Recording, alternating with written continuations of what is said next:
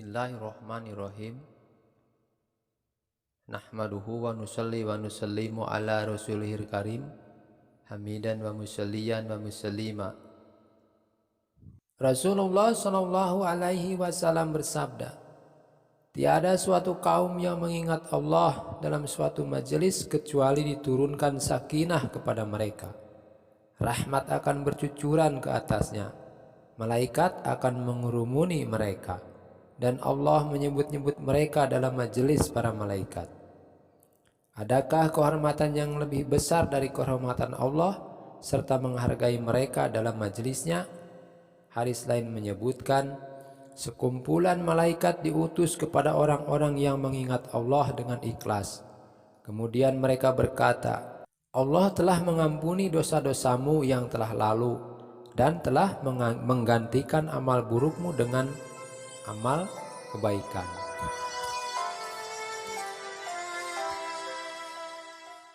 Dan marilah kita renungkan sabda-sabda Rasulullah SAW. Apabila kalian melewati taman-taman surga, maka ambillah hasilnya. Para sahabat bertanya, apakah taman surga itu ya Rasulullah? Jawab beliau, yaitu majelis-majelis ilmu. Hadis lain mengatakan, hamba Allah yang paling baik ialah yang apabila kamu melihatnya, kamu dapat mengingat Allah.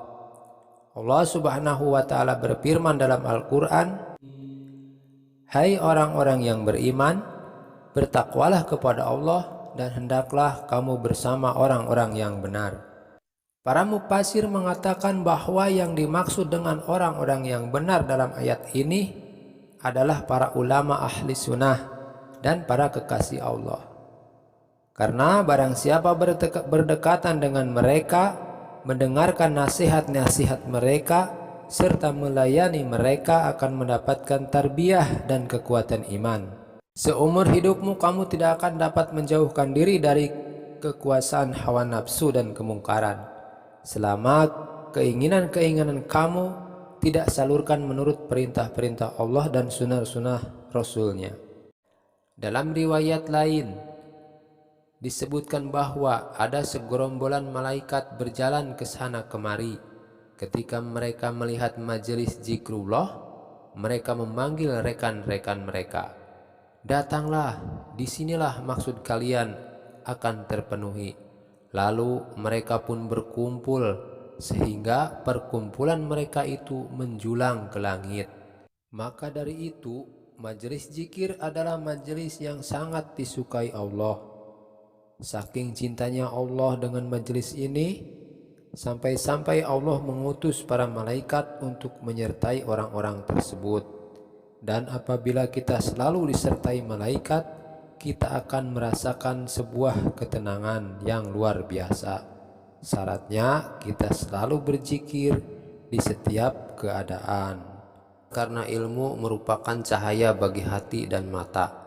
Ilmu akan mendorong seseorang untuk menjadikan dirinya orang yang terbaik di kalangan umat. Dan dengan ilmu seseorang akan mendapatkan kedudukan yang tinggi di dunia maupun di akhirat. Seseorang yang menuntut ilmu adalah seperti puasa, dan memelihara ilmu adalah seperti tahajud. Ilmu dapat mempererat tali persaudaraan dan persatuan umat. Ilmu seseorang dapat mengenal yang halal dan yang haram. Ilmu adalah pemimpin kepada amal, dan amal adalah pengikutnya. Ilmu yang diilhamkan kepada orang yang berbahagia saja, sedangkan orang-orang yang celaka dijauhkan darinya. Kita sebagai seorang muslim hendaknya selalu berdekatan atau berhubungan dengan orang-orang yang dekat dengan Allah dan banyak melayani mereka agar dapat menguatkan iman kita serta mendatangkan kebaikan dan keberkahan dalam hidup kita. Rasulullah SAW bersabda, Allah aduluka ala milaki hada amril ladzi tusibu bihi khairud dunya wal akhiratu alaika bimajalisi ahli zikri. Maukah aku tunjukkan kepadamu suatu hal yang dengannya kamu akan mendapatkan kebaikan di dunia dan akhirat? Hendaknya kamu menyertai majelis-majelis ahli zikir atau orang yang selalu mengingat dan membicarakan kebesaran Allah. Salman radhiyallahu anhu, salah seorang sahabat yang terkenal, berkata, setelah sholat Isya, seluruh manusia terbagi ke dalam 3 golongan. Golongan pertama yaitu orang-orang yang menjadikan malam hari sebagai ghanimah atau kekayaan. Di saat orang-orang sedang beristirahat dan tidur nyenyak, mereka menyibukkan diri dalam sholat dan ibadah-ibadah lainnya. Maka malam itu merupakan malam yang penuh dengan ganjaran dan pahala bagi mereka. Golongan yang kedua yaitu orang-orang yang menjadikan malam hari sebagai musibah baginya.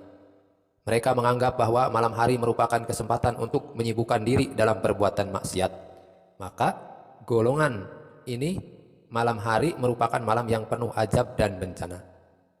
Dan golongan yang terakhir yaitu golongan yang ketiga, yaitu mereka yang tidur setelah sholat Isya, maka malam tersebut tidak mendatangkan kerugian ataupun keuntungan kepada mereka, dan mereka tidak memperoleh apa-apa.